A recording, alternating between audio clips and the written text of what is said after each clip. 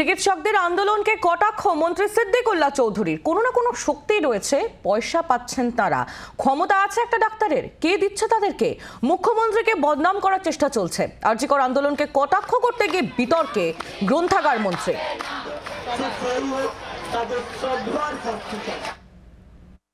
এগুলো তাদের ভণ্ডামি, এটা তাদের বাড়াবাড়ি। তাদের পিছনে ব্যাকগ্রাউন্ডে কোনো পলিটিক্যাল শক্তি আছে, কোনো না কোনো শক্তি আছে।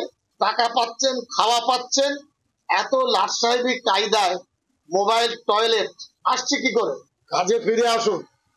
সুপ্রিম কোর্ট ভারতবর্ষের শাসন ব্যবস্থায় জুডিশিয়ালে সর্বোচ্চ দায়িত্ব আছে। সুপ্রিম কোর্টের চিফ জাস্টিস ডিভিশন বেঞ্চে অনুরোধ করছেন, এর পরেও পায়ে মারিয়ে দিচ্ছেন। ছেলেমেয়েরা কি শিখবে জুডিশিয়ালে?